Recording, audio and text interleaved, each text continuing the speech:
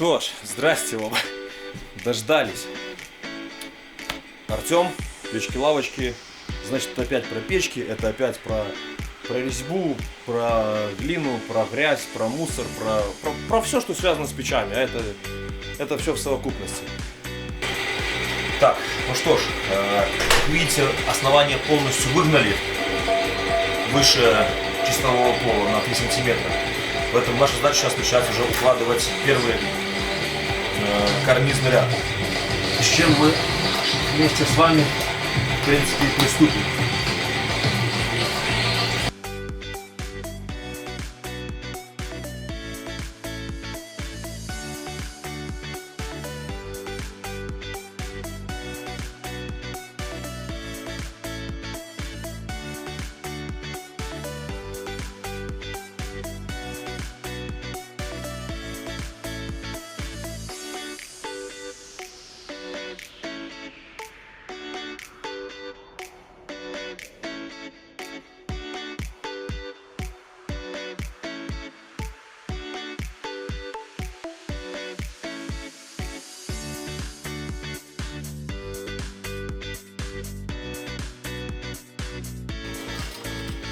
По сути, конечно, в идеале, вот сейчас, когда поставили боковые кирпичи, ну, можно было бы сделать небольшую так передышку. Минут на 5, на 10, чтобы они у вас хорошенько устоялись, чтобы вы их не сбили. Это если вы впервые это делаете. Если так, как я, то я ждать не буду. Я знаю, тот был первый, поэтому от него я могу потихоньку уже делать стыковку боковых.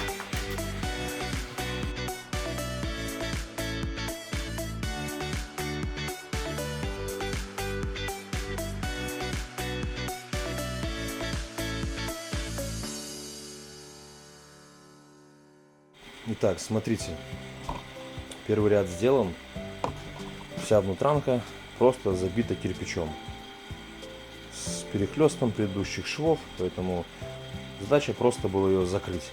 Сейчас на сухую выставили уже второй ряд. Как видите, печка будет такая с двойным карнизом, две полочки поднимающиеся вверх. Я считаю, что так она будет как-то более гармоничнее и симпатичнее смотреться.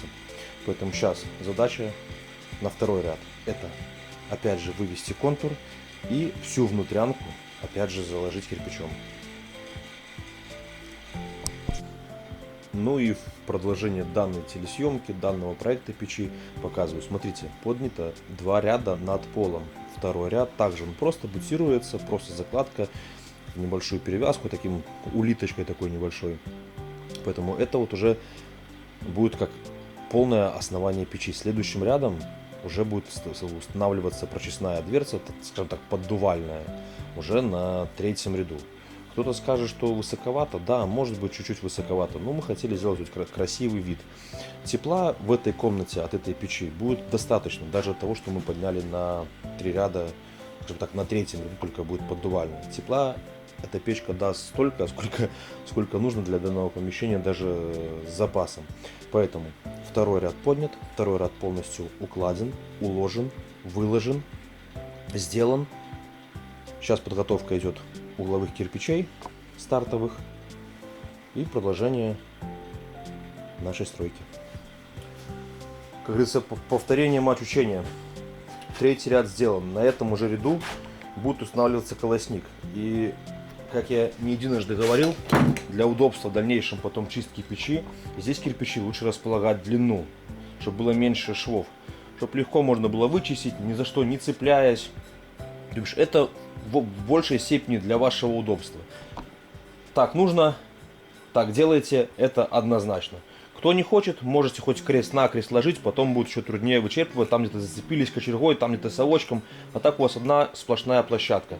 Вот эти швы, хотите забивайте, хотите нет, лично я не забиваю, поскольку вот здесь засыпется зола, все забьется аккуратно, зола будет также играть как некий компенсатор, поэтому я эти швы не забиваю между кирпичами, вам решать самим, хотите забивайте, хотите нет. Давайте я вам кое-что расскажу и покажу. Смотрите, как я говорил, на этом ряду уже будет устанавливаться поддувальная дверца. Это вот будет наш, скажем так, зольник шириной 250 миллиметров. Ну, потом мы его чуть-чуть сузим кверху. Эти вот каналы, которые остаются, их в дальнейшем просто можно будет забить всяким хламом. Потому что они не несут вообще никакой полезной, скажем так, функции, от слова совсем. Поэтому дальше выставление уже третьего ряда, ну я буду уже как бы считать по красному, коричневый не буду брать. Дальше выставление третьего ряда, опять круговая обвязка и здесь поднятие внутренней части зольника. Поскольку время подошло вот к такому этапу, показываю, что происходит и что мы сделали. Выклали, выложили, как угодно так называется, полностью шамотный пот. По бокам, как видите... Алиса! Пауза. По бокам, как видите, проложен... Отлично. Проложен... Ну, можно базальтовый картон, можно суперсил, все что угодно можно. Это для линейного расширения кирпича, чтобы не толкало. Для того, чтобы этот кирпич ни в коем случае не расталкивал ваши боковые стенки, чтобы ему было куда расширяться. Потому что пот, здесь угли, здесь температура, поэтому лучше сделать так. Колосник уложили, колосник, как я и говорил, он должен, видите, быть по всем сторонам зазорами, чтобы он мог болтаться во все стороны.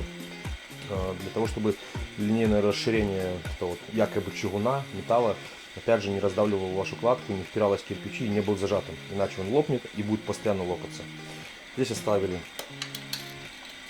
2-сантиметровый зазор для поддува на стекло. Ну и вот, в принципе, такой вот этап пока что. Сейчас готовится сюда полочка. Как установится, делается еще одна обвязка. Дальше, в принципе, пока будет только поднятие боковых стен, передних и задних, до уровня, скажем так, перекрытия топочной дверцы.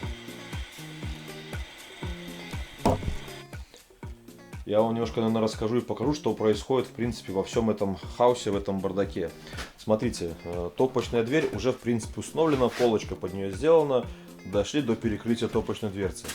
На задней стороне мы поставили еще одну, то бишь у нас сквозная такая топка, стоит еще одна дверь. Но та дверь сделана на ряд выше. Она меньше у нас по высоте, поэтому поставлена на ряд выше. Уже начал делать футировку топливника. Здесь по бокам, чтобы не упиралась в дверь, стоит суперсил. Здесь по бокам я ничего не ложу, потому что я и так могу, видите, нормально все чистенько. Я могу ложить чистую кладку, оставляя хорошие зазоры. Поэтому здесь зазор должен быть обязательно, хотя бы полсантиметра. Как этот зазор делать, если не можете вести чистую кладку сразу, первоначально, я уже тоже, наверное, показывал, рассказывал. Это ставите картон вдоль стенок. Через этот картон прокладываете. Картон вы не вынимаете. Обычный картон с упаковок, ну, примерно вот такой вот, которым мы стенки закрыли, чтобы не засрать. Поэтому этот картон там остается.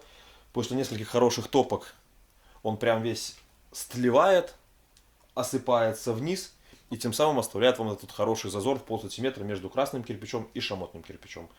Вот такой вот, в принципе, смысл, такая вот, в принципе, идея. Поэтому по первяне, если делаете сами себе, то так вам будет гораздо проще, гораздо надежнее, и вы будете уверены в том, что вы там ничего не засрете, у вас не завалится раствор, раствор не будет раздуваться, не будет толкать вашу кладку, поэтому делайте лучше вот так. Я могу уже делать без всех этих картонов, потому что у меня нормально получается, я делаю хорошую продавку наружу, путем намазывания, как я вам рассказывал в свое время, раствора под клин, чтобы сзади было мало раствора, спереди больше, чтобы весь раствор выдавливался именно для меня в нужное место, то бишь вовнутрь топки, чтобы я его мог аккуратно снять.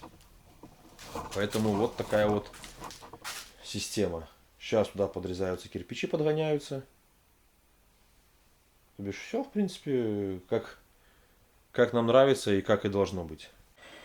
Пока я еще сильно не разогнался, покажу и расскажу, что нужно делать и что происходит. Ну, во-первых, перекрытие над топочной дверцей, как вы видите, сделали в клин. Клин пилится под 22,5 градуса. Раньше мы пилили под 45, но мне не нравится. Он как бы даже смотрится корявенько. А вот под 22,5 самое нормально. Дальше. Футировка выгнана, в принципе, до нужного нам момента. Видите, там она уже вровень с верхом топочной дверцы. Здесь еще не вровень, потому что вот сюда сейчас будет ставиться плита ШАС-188, вырезана специально под размер. Здесь, как положено, мы эту плиту, как и в принципе лицевую часть стены, это обязательно, это нужно, защищаем именно базальтовым картоном, либо минеральной ватой, либо суперсил, все что угодно. Главное, чтобы защитить, чтобы дать снятие какое-то напряжение от этой шамотной плиты, которая будет сюда бить, чтобы компенсировать, понимаете, он мягенький, он будет сужаться и ничего у вас не будет выдавливать. Плюсом, поскольку у нас дальше здесь будет духовка, отсюда не будет никакой ни дым, ни гарь, ничего попадать в саму духовку, то есть она будет у нас закрытого типа, это будет как бы духовая камера по белому. Поэтому сейчас сюда будет вставляться плита, которая в принципе он уже идет. И как полную обвязку сделаю, я вам покажу еще раз. Так, продолжение печи сейчас покажу. Я расскажу про то, что часто спрашиваете, когда вот сами начинаете делать себе полочки какие-то карнизные, все говорите, как у вас-то влезло, у нас не влезло. Для того, чтобы и у вас влазило, и у нас, любую полку, любой карниз, все что угодно, первоначально разложите на сухую, чтобы понять, какие швы оставлять между ними, чтобы все это вот размерить, и только после этого начинаете садить на раствор. Тогда уже хотя бы будете понимать, какой вам необходимо делать шов между каждым кирпичом. Если будете это делать сразу и первоначально, понятно, у вас что-то там не влезет, что-то нужно будет подпиливать, снимать эти кирпичи по плоскости, уменьшать их там на полсантиметра. Поэтому гораздо проще и легче всегда на сухую разложили, поняли, где какая подрезка. Если у вас эти кирпичи, допустим, целиком идут, а эти нужно подрезать, подрежьте эти. Если у вас полностью полка из цельных кирпичей 6,5, значит нужно будет сделать небольшие вырезки вот в этих кирпичах, чтобы все у вас четко сошлось. Для самых внимательных, таких как Адамович, который заметил, что мы в плиту вроде положили, потом сняли. Да, мы ее сняли, для чего и почему, расскажу чуть позже. На теперешнем этапе пока что вот как. Что ж, включение мотор. Покажу, что сделали, как сделали и для чего сделали. Ну, пока вы видите, внешний вид получился вот такой. Уже перекрыли, но еще не заливали, не затирали саму духовку. Духовка по белому, как я и говорил. Вот так она выглядит сверху. Сама топка перекрыта, как я уже рассказывал, показывал, плитами. Видно их. Плиты 188 и поверх еще положена лещатка. Также сделаны скосы, как я говорил, их видно. Установлены две рассечки, которые будут разбивать общий поток огня на 3 равных канала, для того, чтобы больше температуры собрать в самих кирпичах. Здесь прорезана уже дверца, это будет как вытяжка пара, что мы в принципе делаем почти в каждой печи, где есть либо плита, либо духовка, поэтому здесь у нас стоит вытяжка пара. С этой стороны особо ничего не поменялось, просто ровная стенка уже гонится и все. По бокам все забито базальтом, протрамбовано. Здесь базальт, также протрамбованный. Здесь, где рассечки, все места, в которых у вас кирпич входит в соседнюю, в перевязку, обязательно должны быть с базальтом. Что здесь, что вон там, для того, чтобы кирпич, когда расширялся, не выталкивал вашу кладку, чтобы ему было место для вот этого расширения. Так, что из такого интересного еще? Сейчас подгоняем стенки духовки до уровня нашей дверцы. Дальше перекрытие опять же плитами. Рассечки вы видите, это как клин, как колун. Топор такой есть, знаете? Так колун. Вот он и рассекать будет наше пламя, наш огонь на 3 равных канала, которые будут являться как подъемными в наш колпак. Что еще из такого интересного? Да, по-моему, как и ничего. Да, все, пока что ничего. Все, что вот есть, показал, рассказал. Давайте-ка вам кое-что покажу. Поскольку печь уже подходит к своему, ну, в принципе, в будущем логическому завершению, покажу, что здесь происходит внутри. Как вы помните, я уже показал, там 3 подъемных канала. И есть вот тот зазор, который делает нашу печку как раз таки не канальной, а именно колпаковой. Этот зазор проходит везде. Он раз, два, три. Зазор в кирпич, для того, чтобы более холодный воздух сразу сюда уходил, подворачивался и летел вверх. Это 3 подъемных канала. Когда огонь будет по ним хлестать, огонь ударится в перекрытие печи. Занырнет в эти 3 канала. Здесь стоит подвертка. Это та же клиновая перемычка, но края у нее закруглены. Если вот здесь у нас идет рассечка, это как кирпич-колун. Я даже вот так покажу. Рассечка — это кирпич вот такого вот вида. Подвертка — это кирпич вот такого вот вида. Рассечка служит для того, чтобы рассечь 2 потока пламени. Один поток пламени на 2. А подвертка служит для того, чтобы пламя плавненько, дым плавненько подвернули, чтобы не было здесь острых углов. Поэтому здесь у нас стоит именно подвертка. Дальше все это опять же будет все в перевязочку, чтобы каждая стенка была завязана, чтобы разграничить внутреннее давление на кирпичи. Что там мы разграничиваем, что здесь, что здесь. Поэтому все перевязки, как видите, всегда с прокладкой любого негорючего материала. Суперсил, базальт, все что угодно. В зависимости от вашего потолка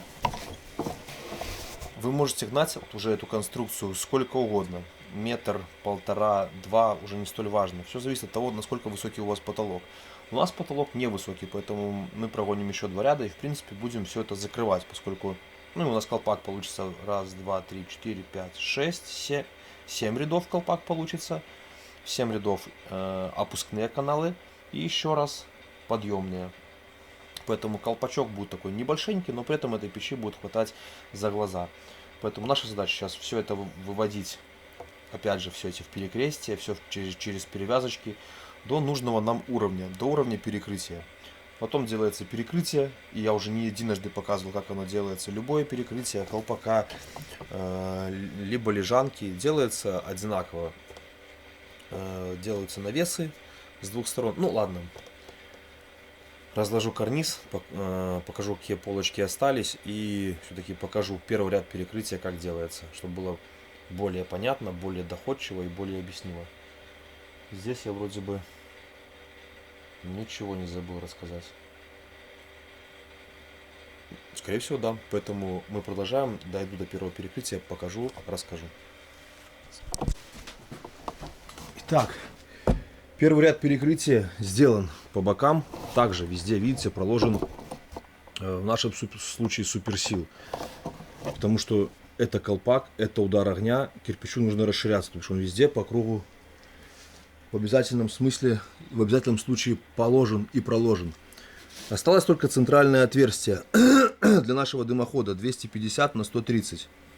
Из этих каналов боковых 2 и из центрального все будет сходиться в один по центру и прямиком вверх. Вот так делается первый ряд перекрытия.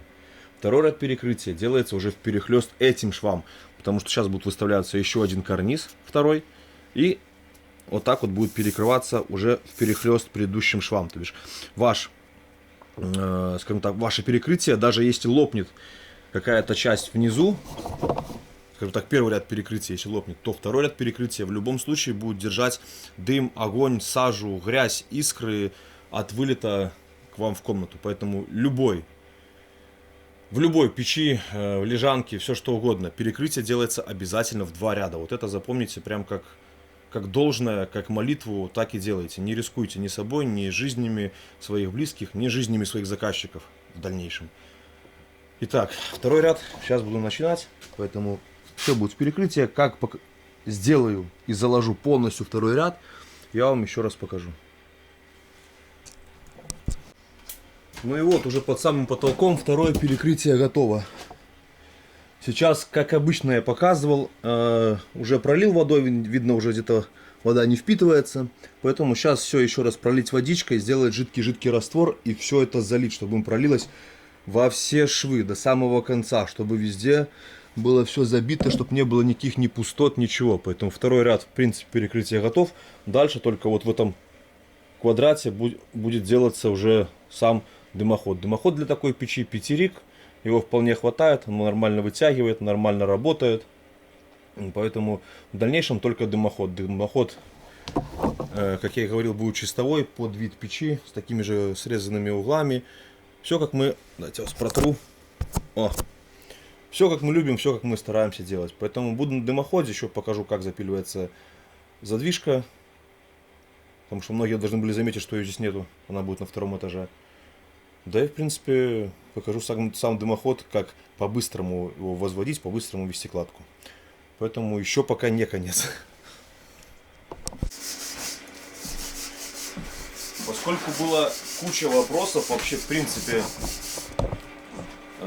как мы моем, как чистим печку, вот, наверное, покажу. Вот у нас есть ваши любимые грязнющие печки, про которые говорят, что у нас грязные до чертиков. Конечно, вряд ли, потому что наша задача первоначально сделать хороший плотный шов. А то, что выдавилось, то, что осталось, щеткой по металлу.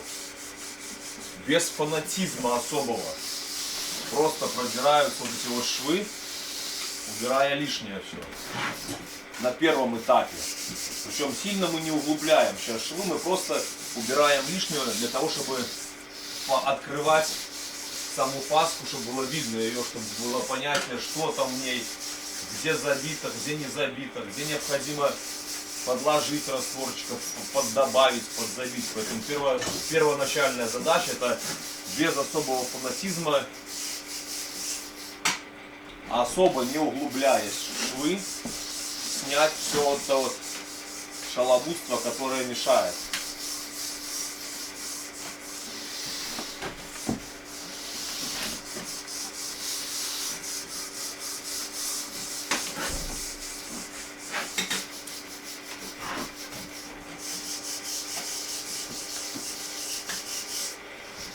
Конечно же, сейчас будет вопрос, а что, нельзя первоначально вести кладку красиво и чисто? Да не получится. Я понимаю, если бы это была там заборная кладка, да, бог с ним, там полусухой этот раствор, ты на него этот цемент ложишь, да и нет себе особых проблем. Он сильно не выдавливается, то, что выдавилось, ты аккуратненько снял и забылся. С печью так не прокатит. Здесь немножко по-другому все устроено и по-другому немного работает. Поэтому вот так вот первоначально продирается вся лишняя глина, чтобы просто ее сбросить, чтобы ее убрать, чтобы ничего не мешало. После того, как она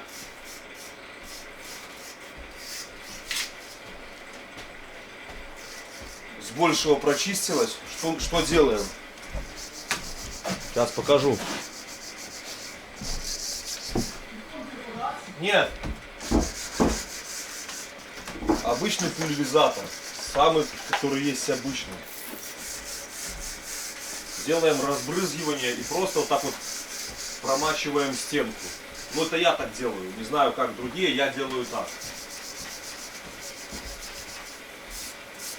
Промачиваю стенку, чтобы чуть-чуть прям швы стали помягче. Можно дать буквально там несколько минут. Тут, да, в принципе, глина нормально впитывает в себя воду, поэтому чуть-чуть она постояла, стала помягче. Берем обычную деревянную расшивку, не металлическую, не алюминиевую, не пластиковую, обычная деревянная палочка. И вот такими вот движениями заглаживаем. Тем самым мы и уплотняем шов, и заполировываем его. Чтобы шов у нас получается более гладкий, уплотненный, красивый. То есть проходим везде. По всей печи. Что печки, что ложки. Полностью просто его проглаживаем. Для того, чтобы шов сделать таким более блестящим и более утрамбованным. И это еще не последняя процедура. После того, как мы это все утрамбовали, в любом случае, из-за того, что глина чуть-чуть через палочку пролезла, она остается на фаске с большего. Даем немножко подсохнуть и вообще вот таким мягким движением именно вдоль фаски мы срываем то, что выдавилось глиной. После этого несколько раз печка промывается водой. Вот как бы и все. Ничего тут такого особого секретного, сложного нет. Поэтому все гораздо проще, чем вы думали. Вот так вот вымывается, зачищается, затирается вся печка. Итак, смена кадра. То, на что у вас уйдет четверть секунды, потому что вы моргнули. У нас на это ушло 13 часов работы. Это выведение дымохода, это прорезка через кровлю, это полностью все вымыть и расшить, это полностью подготовить печку к сдаче, но все, про все нам ушло около 13 часов. Что в результате получилось? Каминопечь с духовкой, духовка по-белому. Каминопечь со сквозной топкой. Человек и оттуда видит огонь с двух мест. Вот этим мне, в принципе, нравится данная конструкция.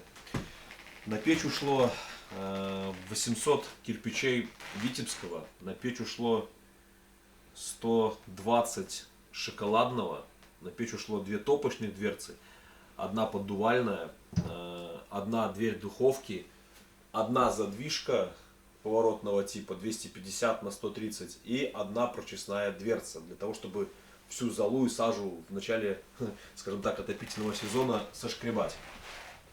Сам вид, в принципе, печи вы видите, коль уж оператор здесь, вот это единственное прочистное отверстие, которым будут люди пользоваться раз в год. Я не любитель натыкивать сотни и десятки везде этих прочистных, чтобы можно было запутаться 15 раз. Для меня проще одна прочистная, и ты направляешь огонь туда, где вся сажа будет скапливаться, чтобы потом человеку было гораздо проще и легче. Открыл, прочистил, увидел, там все нормально, классно, закрыл, сезон топим.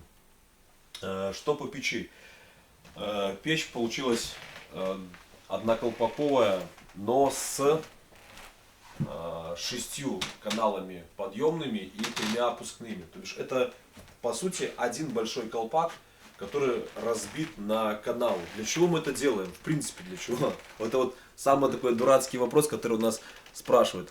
Это делается именно для того, чтобы в вашей печи максимально, как правильно сказать, температуру сохранить. Вот для чего, точно. Потому что если оставлять один широкий канал подъемный, и он будет заходить в колпак, ну так себе удовольствие, это вот как карандаш в ведре. За счет того, что мы вставляем эти вот рассечки и делаем внутренние перегородки, они работают уже как аккумуляторы, то бишь они аккумулируют температуру, они накапливают в себя температуру, огонь. Все отдается вовнутрь печи. После того, как вы закрыли задвижку, все, вот весь внутренний массив этих кирпичей уже начинает отдавать свое в температуру, вот прям в комнату на вас. Вот этим оно и классно, вот этим оно и хорошо. Да, сейчас многие скажут, что тогда получается, что это все-таки печка. Я забываю уже даже слова, все, у меня все путается в голове. Как не колпаковая, а канальная. Так вот, нифига. Как раз таки она является колпаковой. Почему? Если вы посмотрите ролик внимательно, отмотаете минут там 10-15 назад, вы увидите, что после... с той стороны можно показать. Сейчас покажем с той стороны, а лучше сбоку. Вот здесь. Поскольку у нас вот здесь находится топка, весь огонь поднимается по 3 каналам вверх. Здесь перегородка, что в принципе вот эта вот часть якобы является колпаком. Но за счет того, что вот в этом ряду, и в ролике это видно, мы оставляем прогар высотой в 1,5 кирпича. Для чего это делается и почему через этот прогар уже и получается, что это якобы колпаковая печка. Потому что в этот прогар уходят все холодные газы, которые сразу же есть в печи, они сразу в этот канал улетают наверх. Вот для чего это делается. Именно поэтому она и создает этот эффект именно колпака. А рассечки, которые образуются внутри печи, их получилось, я же говорю, что 9 всего каналов, 3 из них это опускные, которые из колпака подныривают под подвертку, а 6 подъемных. Так что спорить о том, что это не колпаковая, бесполезно, глупо и не нужно. Поэтому все, что вы увидите внутрянку, ну, знающий человек, грамотный человек, либо тот, который долго это смотрит и следит за каналом, он поймет, что это, как, откуда и к чему. Так что сейчас, в принципе, дожидаемся, хотя уже что дожидаться, они уже зашли, здрасте.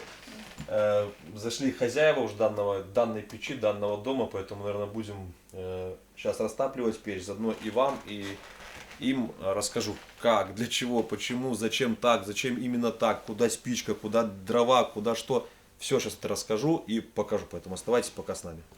Итак, дальнейшее для вас, для заказчиков, для хозяев этого дома, чтобы они не забыли, а если забудут, то могли пересмотреть и вспомнить, как в идеале растапливать печку.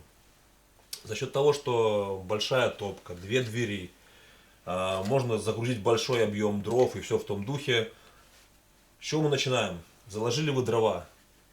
Открыли прочистную, не прочистную, а задвижку. Она на втором этаже, у нее есть три положения. Полностью закрыта, полностью открыта и между ними два полузакрыта. Хотя ими пользоваться только в случае, когда у вас уже остались только прям уголечки, чтобы не вылетал весь жар. Призакрыли, чтобы печка аккумулировала, а не греть небо. Дальше. Когда затапливаем печь. Бывает всякое, бывает погода плохая, бывают дрова сырые, бывает сырость в доме, сырость в растопке, в распалке, где угодно. В самой печи сырость собралась. Вся эта сырость первоначально пытается осесть на стеклах вашей двери. Это вот однозначно, хотите вы того или не хотите, но ей так проще, ей так лучше, и она это будет делать. Как этого избежать? Для начала сухой бумаги будем набрать. А уже потом пытаться все это разжечь.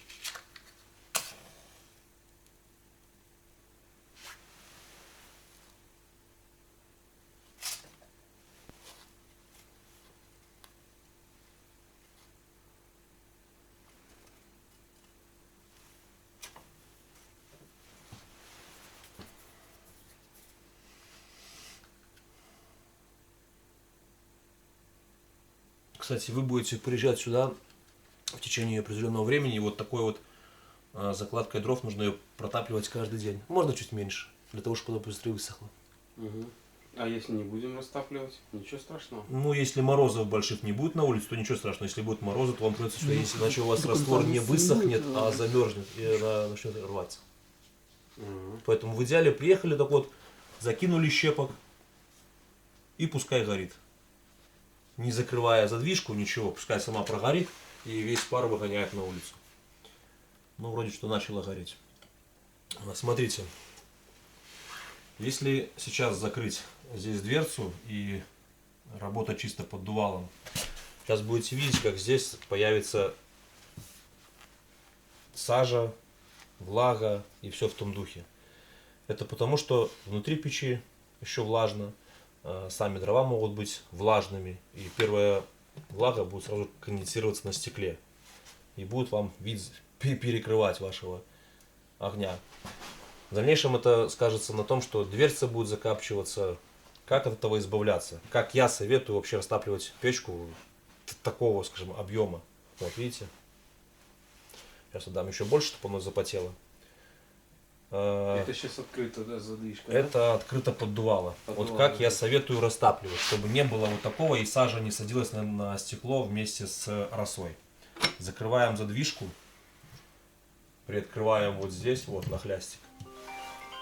У вас сразу же, видите, обдув идет от стекла. И вот так оно сейчас будет разгораться. Ну, минут 5, может чуть меньше. Самое главное, чтобы эта вот влага отбивалась. Иначе влага сядет сюда, потом первый дым, первая сажа будет сразу садиться на стекло, и потом заманаетесь мыть. Поэтому лучше всего дать... Немного разгорайся, родная, мне надо, чтобы ты разгорелась. Потом дать лучше вот так вот немножко, чтобы оно отбивало от стекла. Ну, нам нужно срочно распалить ее, потом мы сделаем в наглую вот так. Потому что нам нужен сейчас огонь, нам нужно ее разогреть. Какой-то эти самые печники советуют какой-то верхний розжиг сверху начинается. Это лучше всего. Когда верхний розжиг. Да, у меня на канале есть еще. О, сейчас дрова подпрыгнут.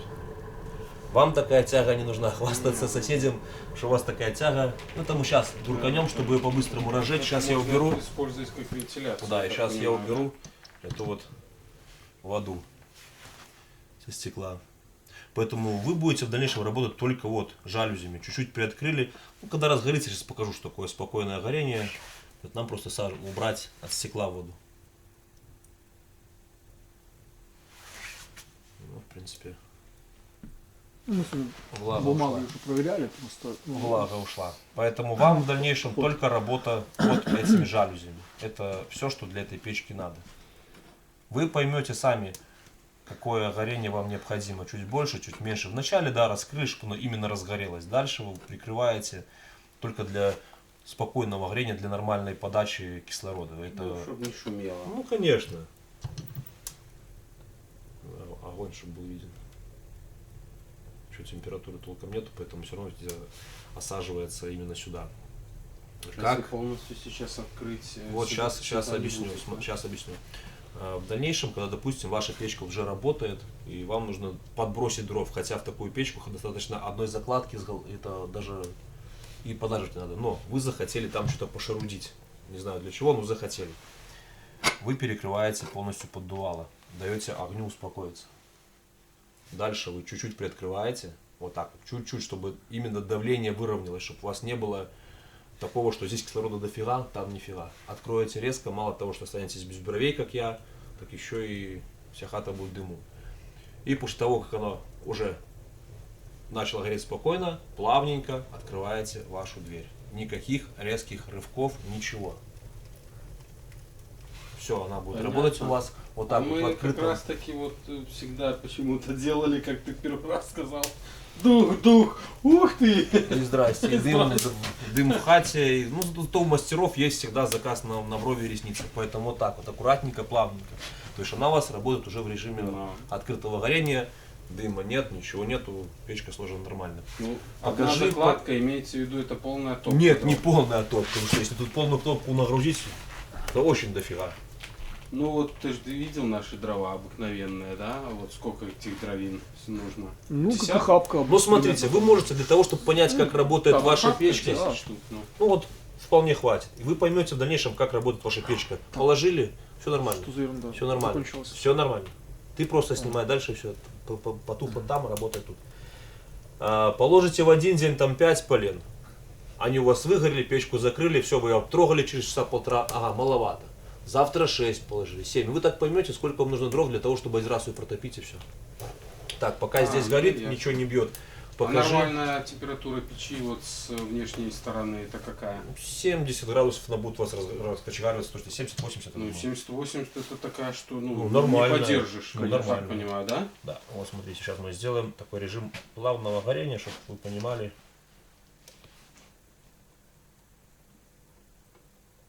Ну, вот примерно половина закрытых жалюзей. Вот, плавненько горит, ничего никуда не клещет. Покажи с другой стороны, как там штука работает. Ну и вы можете забыть это. И я.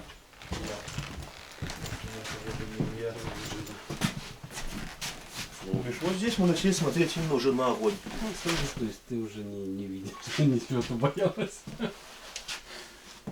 Что кто-то будет подсматривать. Так, теперь на лицевую.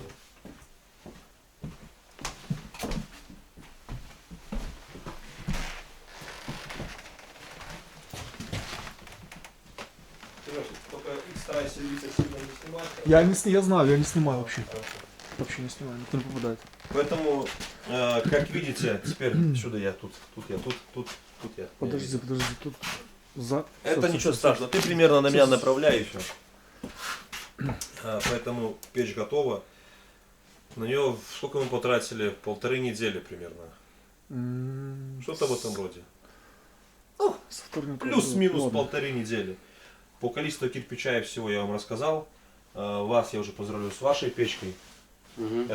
Это уже ваше. Можете красить, ломать, вот все, уже что хотите, то можете делать. Всем, кому было интересно. Вот еще точно, давайте покажем. Сама духовка по-белому.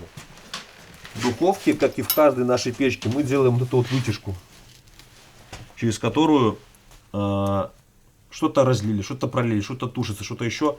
Все будет улетать туда. Как проверить, работает оно или нет? Сейчас я возьму даже ради этого бумаги, кусок картона. Потому что вы все не верите, что она работает. Думаете, что я от балды это делаю.